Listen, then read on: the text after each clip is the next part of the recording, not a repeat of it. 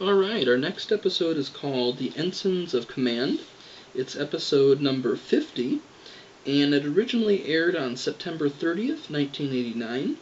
It was written by Melinda Snodgrass and directed by Cliff Bull. Now, plot-wise with this particular episode, the Enterprise receives a message from the Sheliak Corporate. Believing that humans are a lower life form, this non-humanoid race has not communicated with the Federation for 111 years. Now, the Sheliak claim that humans inhabit a world deeded to them in their treaty with the Federation. And according to the treaty, the Sheliak demand that the Federation remove the colony before Sheliak settlers arrive in 3 days. Now, the treaty is the only reason the Sheliak didn't obliterate the humans immediately upon discovery. So the Enterprise arrives at the planet, and it exists in an area of hyperonic radiation, which is radiation that should be fatal to humans. But since the radiation also disables sensors and transporters and phasers, Picard decides to send Data to the surface in a shuttle. Now, Data finds a thriving colony of more than 15,000 on the planet. 93 years ago, their colony ship went off course and landed on the planet.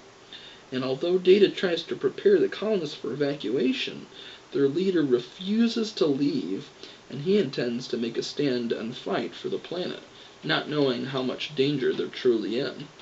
Now, when Starfleet informs Picard that the nearest ship with dedicated shuttles is 3 weeks away, he takes the Enterprise to meet the ship carrying the Sheliak settlers, and he hopes to negotiate a settlement, but unfortunately the Sheliak won't budge on the issue.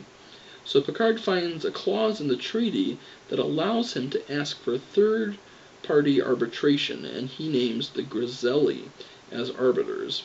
Now, since the Griselli hibernate for half of each year, Picard knows he will have months to get the colonists off the planet.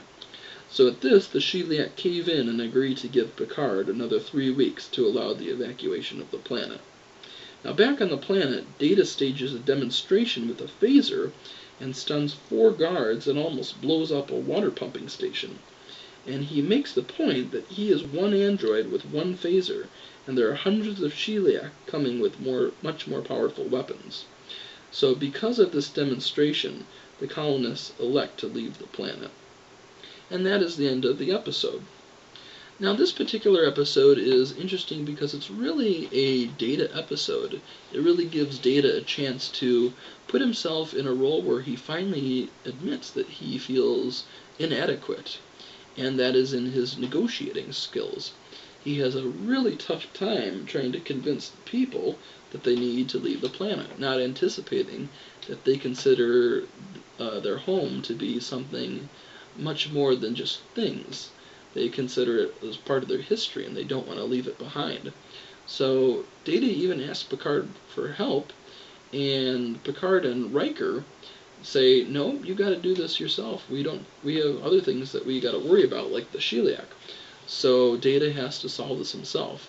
And in the midst of it, he has a helper, which is also sort of a romantic interest, although they don't really end up having a relationship together. You definitely see this woman in this picture has quite a attraction to Data, and she's somebody who is more attracted really to androids than her own people, and she offers herself as the perfect companion and helper with Data in this incident.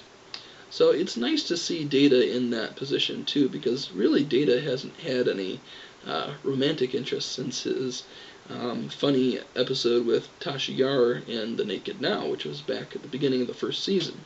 So this is the first time we even see that, and we'll see that in future episodes here, but this is kind of opens the door for romance with Data, really, for this episode. So I really don't have any huge problems with the episode. It's kind of more of a forgettable one to me, besides the part where Data gets kind of the romantic interest. But other than that, I didn't really remember this episode until I saw it. Nevertheless, it's not a bad one. I don't really see any bad ones in the 3rd season, but I would consider this also to be more of a B episode of the season. So that's my take on this one. Comment below with your thoughts on how you feel about it, and I will talk to you guys soon.